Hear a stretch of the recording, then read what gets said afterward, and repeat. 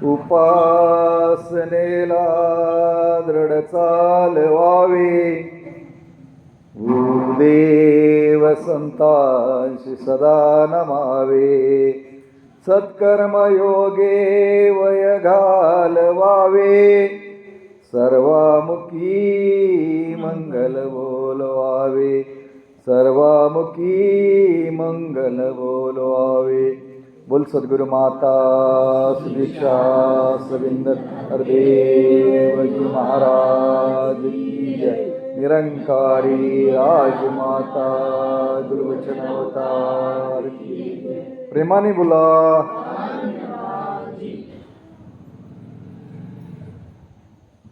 आज तुमच्या आमच्या जीवनामध्ये कबीरदास एका ठिकाणी सांगतात की एक घडी आधी घडी आदिशे पुनियाद, तुलसी संगत साधकी कोटी कटी अपराध।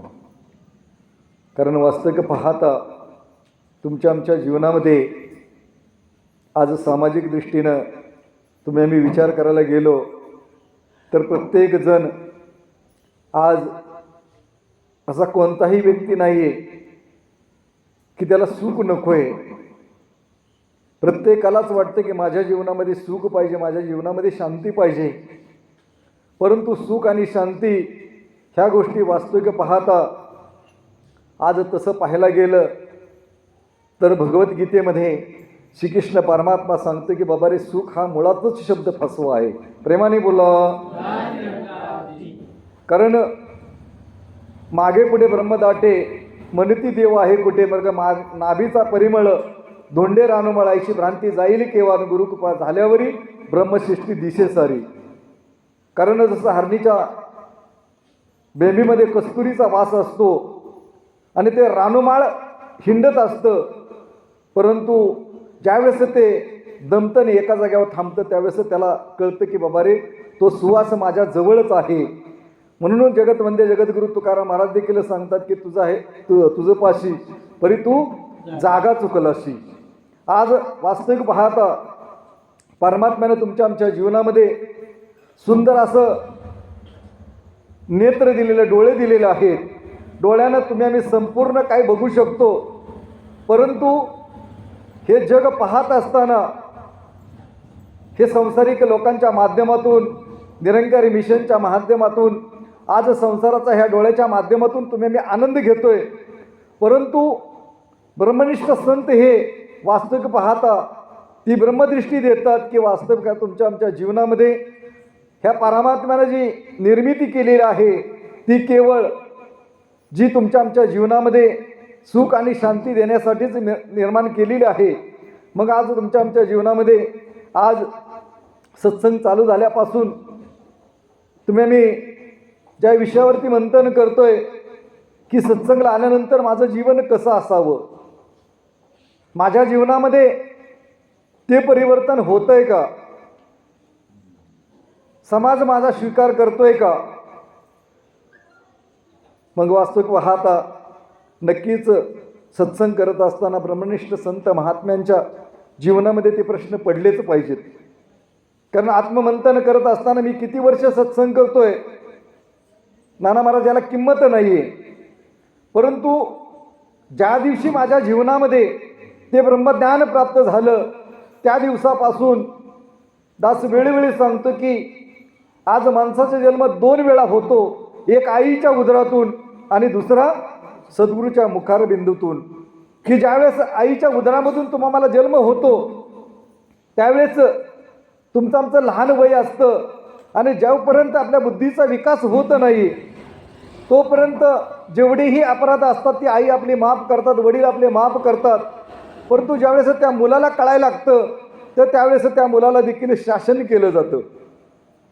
मग तुमच्या आमच्या जीवनामध्ये तुम्ही मी विचार करत नाही की सद्गुरूने ज्या दिवशी तुमच्या आमच्या जीवनामध्ये ते ब्रह्मज्ञान दिलं त्या दिवशीचा दिवस आठवा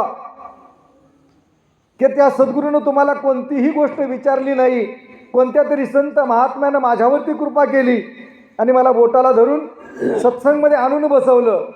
हिथं आलेला प्रत्येक जण व्यक्ती मग किती वर्ष सत्संग करत असू द्या की मला प्रत्यक्ष देव पाहायचा आहे, मला आत्मसाक्षात्काराचा देवाची अनुभूती करायची म्हणून इथं कुणीही आलेला नाही. कोणत्या नाही कोणत्या संत महात्म्याने माझ्यावरती कृपा केलेली आहे. कृपा कटाक्ष मध्ये न्याळलेले आणि अमरपदी वैसविले. त्या अमरपदावरती त्या संत महात्म्यांची आमची कृपा झाली. मग वास्तविकता तुम्ही आम्ही त्या गोष्टीचं आत्ममंथन करत नाही की माझ्यावरती मी कुणीतरी कृपा केली, मग मी कोणावरती कृपा करतोय का? किती वर्ष मी सत्संग करतोय, माझ्या माध्यमातून किती मिशनशी जोडण्याचा महात्म्यांना प्रयत्न केला. कारण जसं नदीचं पाणी वाहत असतं तोपर्यंतच त्याची शुद्धता असते आणि त्याचं डबकं झाल्यानंतर त्याच्यामध्ये जंतू संसर्ग होतो. मग तुमच्या आमच्या जीवनामध्ये जीवन जगत असताना प्रत्येकालाच वाटतं की बाबा रे, की माझ्या मिशनला कोणी नाव ठेवू नये, माझ्या गुरुकडे कोणाचं बोट येऊ नये, त्यासाठी माझं जीवन सुंदर असावं प्रत्येकालाच वाटतं.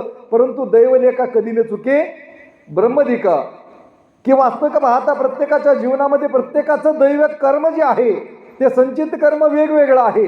प्रत्येक जण जसं संचित कर्म आहे सत्संगाला आल्यानंतर आणि संसारी जीवन जगत असताना तुम्हाला वाटत असेल की ते संचित कर्म मला भोगावं लागणार नाही. प्रेमाने बोला, ते संचित कर्म मला भोगून जागावंच लागणार आहे. कारण 83,999,999 योनीमध्ये माझ्या काही संचित कर्माचा भोग आहे तो परमात्मा नाही भोगणार, मलाच भोगून जावं लागणार आहे. त्यासाठीच मला या मनुष्याच्या जन्मामध्ये तो अवसर दिलाय, ते कर्म करण्याचं स्वातंत्र्य दिलेलं आहे. की जगे सर्व सुखी असा कोण आहे, विचारी मना तूच रे शोधून पाहे म्हणा, तोच रे पूर्व संचित केले आणि तयासारखे भोगणे प्राप्त झाले. समर्थ रामदास स्वामी सांगतात की बाबा रे, त्या मनाला समजवतात, त्या मनाला समजवण्यासाठी अख्खा ग्रंथ समर्थ रामदास स्वामीनं त्या मनावरती लिहिलेला आहे.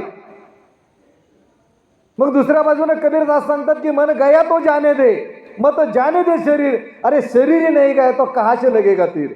कधी कधी वाटत असतं की माझ्या मनाने हे करावं ते करावं, माझं मन धावत असतं. दुसऱ्या बाजूनं बहिणाबाई चौधरी देखील सांगतात की मन वडाय वडाय उभ्या पिकातलं ढोर किती हाकलं हाकलं तरी उभ्या पिकावर जाय. कारण हे मन आहे, हे मन धावत असतं. परंतु ज्यावेळेस समर्थ रामदास स्वामी एका दिशेने चाललेले होते आणि दिशेने चालल्यानंतर त्यांच्या जीवनामध्ये एक प्रसंग घडला. एक केळाची पाटी त्यांच्या निदर्शनास आली आणि त्यांचं मन केळावरती गेलं आणि त्यावेळेस ती केळ त्यांना मन गेल्यानंतर केळ घेतलं देखील. आणि ज्यावेळेस पुढे गेले आणि ते बाजूला त्या रस्त्यावरती विष्ठा होते आणि विष्ठेवरती बुडवलं आणि त्या मनाला सांगितलं आता तू खा. इतका मोठा मनाला निग्रह करण्यासाठी साधू संतांना तप आणि त्याग केलेला आहे. तुम्हाला वाटत असेल की निरंकारी मिशनचं ब्रह्मज्ञान घेतलं, मला तप करण्याची गरज नाहीये, मला माझ्या जीवनामध्ये वैराग्य येण्याची गरज नाहीये. कारण साधू संतांच्या जीवनामध्ये हे ब्रह्मज्ञान घेण्याच्या अगोदर आणि ब्रह्मज्ञान प्राप्त झाल्यानंतर देखील अनेक यातना त्या संत महात्म्यांच्या जीवनामध्ये भोगाव्या लागल्या आणि त्या आनंदाने भोगल्या. कारण जगतवंद्य जगद्गुरु तुकाराम महाराज देखील सांगतात की बाबा रे, की आम्ही आधीचे ना मध्ये आम्ही देवाच्या आधीचे, की बाबा रे ईश्वराच्या अगोदर पासून आम्ही परमात्मा बरोबर होतो.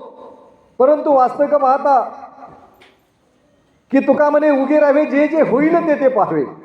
तुम्हा मला पाहण्याचा अधिकार आहे, परंतु आम्ही कृतीमध्ये व्यक्त करण्यामध्ये आमचं मन शिनवत असतो. आणि जोपर्यंत त्या मनाला दिशा तुम्ही वैराग्य निर्माण होणारा नाही तोपर्यंत जी सद्गुरू या ब्रह्मज्ञानाच्या माध्यमातून चिरकाल शांती देण्यासाठी तुमच्या आमच्या जीवनामध्ये ते ब्रह्मज्ञान प्राप्त झालेलं आहे. मग वास्तविक पाहता लोका घरी गाई म्हैशी, आम्हा घरी उंदीर घुशी. काय म्हणतात जगतवंद्य जगद्गुरु तुकाराम महाराज, की लोका घरी गाई म्हैशी, आम्हा घरी उंदीर घुशी, आम्ही भाग्याचे दास पंढरी रायाचे. की बाबा रे, वास्तविक पाहता त्यांच्या जीवनामध्ये देखील तो प्रसंग छत्रपती शिवाजी महाराजांना ज्यावेळेस नजराना पाठवला की त्यांना कळले की तुकाराम महाराजांची कीर्ती जगामध्ये खूप मोठी आहे. आणि ज्यावेळेस छत्रपती शिवाजी महाराज देहूला आले आणि देहूला आल्यानंतर प्रत्यक्ष तुकाराम महाराजांना ते भेटले आणि तुकाराम महाराजांच्या बरोबर चाललेले असताना छत्रपती शिवाजी महाराज म्हणतात की आम्ही तुकाराम महाराजांना भेटायला आलोय, तुकाराम महाराज कुठे राहतात? त्यावेळेस तुकाराम महाराजांनी स्वतःची ओळख देखील सांगितली नाही. प्रेमाने बोला. आणि त्यांच्या बरोबर चालत असताना ज्यावेळेस ते संत वचन संत अभंग ज्यावेळेस त्यांच्या मुखारबिंदून निघालं त्यावेळेस छत्रपती शिवाजी महाराजांच्या जीवनात लक्षात आलं की हेच तुकाराम महाराज आहेत आणि तुकाराम महाराजांच्या चरणावरती छत्रपती शिवाजी महाराज नतमस्तक झाले. मग जीवन जगत असताना ज्यावेळेस तुकाराम महाराज ते जीवन चाललेलं होतं ते त्यावेळेस ज्यावेळेस नजराने दिलं त्यावेळेस छत्रपती शिवाजी महाराजांना ठणकावून सांगितलं की आम्हा घरी शब्दाचीच राशी, आम्हा घरी शब्दाचीच धन सांगितलं. अरे शब्द हेच आमच्याकडे भांडवल आहे आणि त्या भांडवलाच्या जीवनामध्ये आमचं जीवन चाललेलं आहे. ज्या परमात्म्यानं तुम्हाला बनवलेलं आहे त्या परमात्म्यानं मला बनवलेला आहे. तो परमात्मा संपूर्ण जीवाची काळजी वाहत असतो. राजे तुम्ही काळजी वाहण्याची गरज नाहीये. मग तुमचं आमचं जीवन साधू संतांना जे ब्रह्मज्ञान प्राप्त केले तेच ब्रह्मज्ञान आमच्या जीवनामध्ये प्राप्त झालेलं आहे. मग ते संतत्व प्राप्त तुमच्या आमच्या जीवनामध्ये प्राप्त झालेलं आहे का? मग ते प्राप्त होण्यासाठी आजपर्यंत तुम्ही आम्ही शास्त्र वाचलं असेल, ग्रंथ वाचला असेल, अध्ययन केलं असेल. सचिन महाराज भक्ताचा प्रवास कुठपर्यंत असतो? भक्ती करण्याचा ईश्वर साक्षात्कारापर्यंत. प्रेमाने बोला. तुम्ही आम्ही ऋषी मुनी संत महात्म्यांचा इतिहास वाचला असेल नसेल, त्या भक्ताचा भक्त संबंध परमात्म्याची प्राप्ती होईपर्यंत त्या भक्ताचं जीवन तुम्ही आम्ही वाचलेलं आहे. परंतु ब्रह्मज्ञान प्राप्त तुमच्या आमच्या जीवनामध्ये समर्थ इतका सद्गुरू दयाळू झाला की साधू संतांना प्राप्ती झाल्यानंतर त्यांच्या जीवनामध्ये त्यांचं जीवन एकरस झालं. परंतु आमच्या जीवनामध्ये ब्रह्मज्ञान प्राप्त होऊन सुद्धा त्या सद्गुरूनं सेवा सत्संग आणि नामस्मरण 3 गोष्टी आमच्या झोळीमध्ये टाकल्या. का तर 83,990,990 योनीच्या माझ्या मनावरती अनेक संस्कार घडलेले आहेत. ते संस्कार सहजासहजी एका सत्संगमधून तो परिवर्तन होऊ शकत नाही. संत महात्म्यांचे अनेक वचनं माझ्या कानावरती पडून माझ्या जीवनामध्ये एक एक वचन येऊन ते परिवर्तन होऊ शकतं हे सद्गुरूला माहीत आहे. मग तुमच्या आमच्या जीवनामध्ये ते सद्गुरूच्या जे सांगतात की आत्ममंथनाच्या माध्यमातून प्रत्येकाला वाटत असतं की माझ्या संत महात्म्यांचं जीवन सुंदर असावं.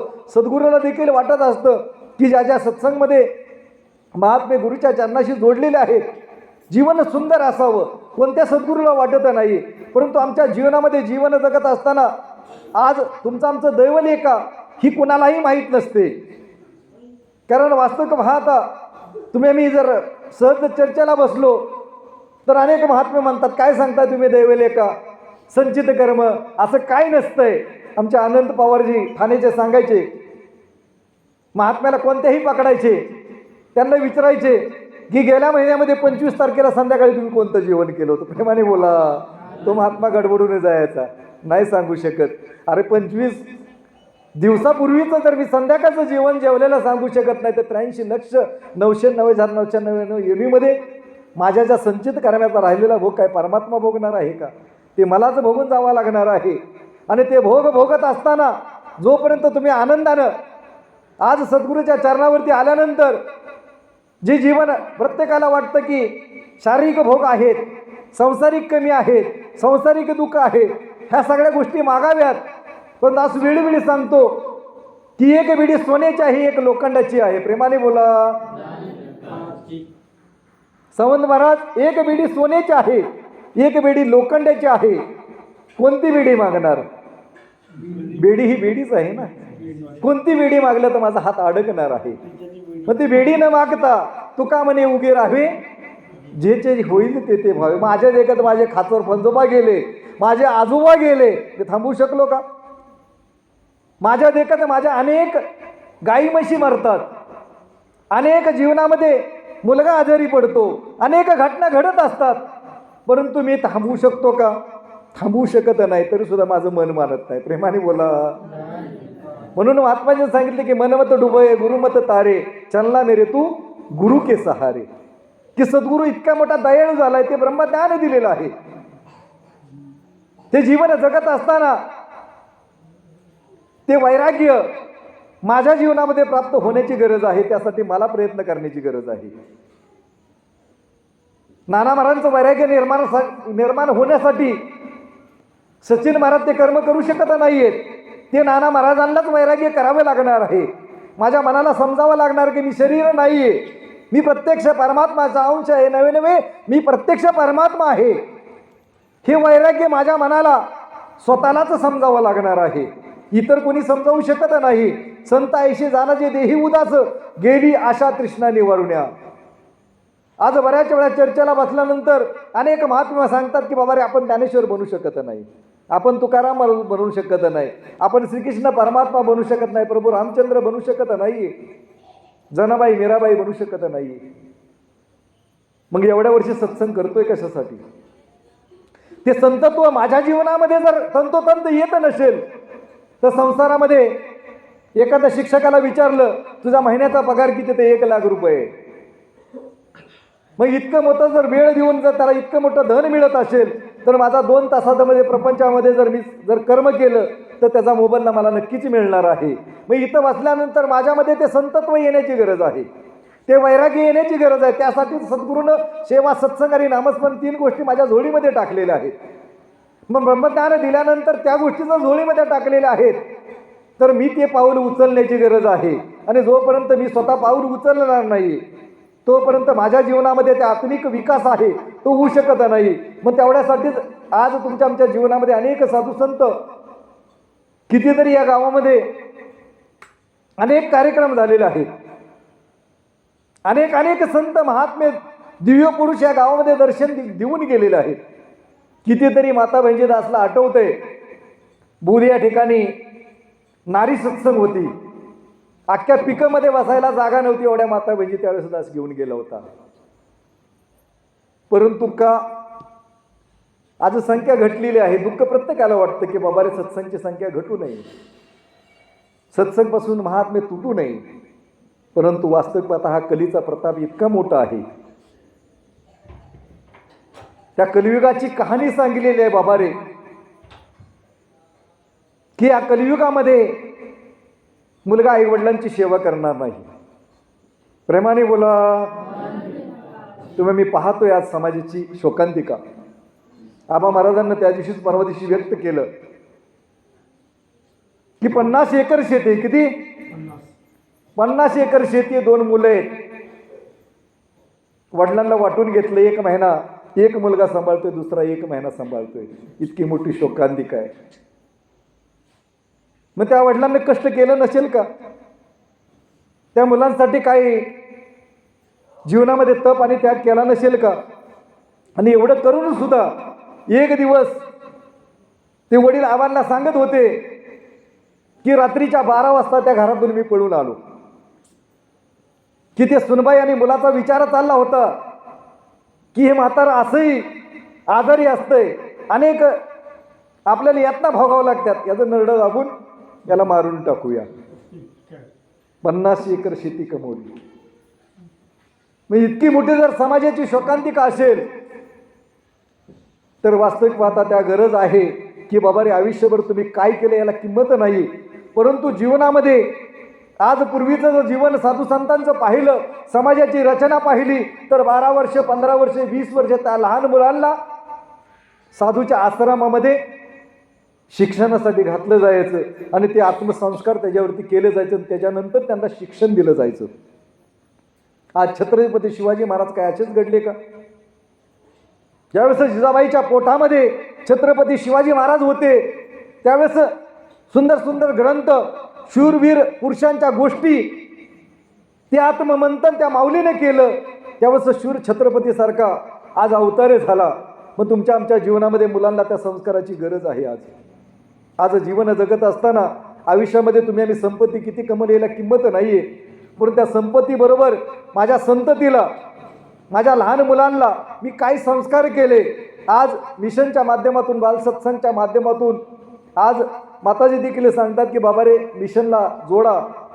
आणि जोपर्यंत तुमच्या आमच्या जीवनामध्ये भाडळे भागाचं दास कौतुक करेल की प्रत्येक महात्म्यांचे संपूर्ण परिवार मुलाबाळासहित सत्संगला आहेत.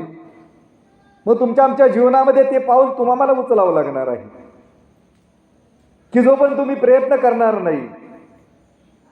आणि ज्यावेळेस जीवन जगत असताना, कारण तुमच्या आमच्या जीवनामध्ये प्रयत्न करण्याचं स्वातंत्र्य सद्गुरूंनी आम्हाला दिलेलं आहे.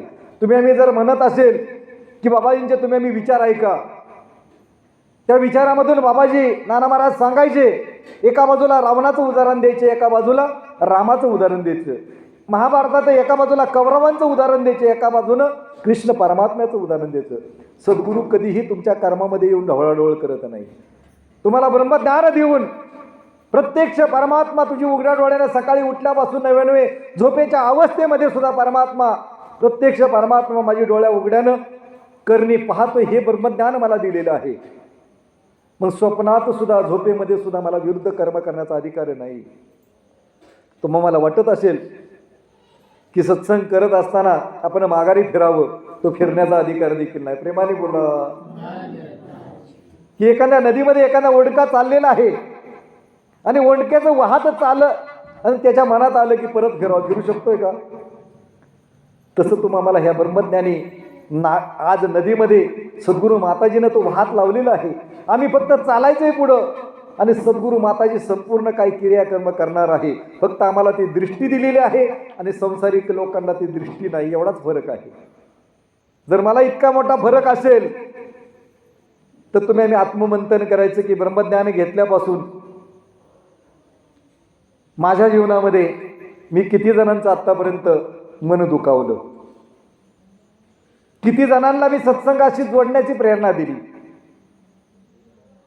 आणि जोपर्यंत तुम्ही मी हे आत्ममंथन करणार नाही, स्वतः तपासून घेणार नाही, तोपर्यंत तुमच्या आमच्या जीवनामध्ये ती गोष्ट सद्गुरू द्यायला आहेत की बरे संपूर्ण संसार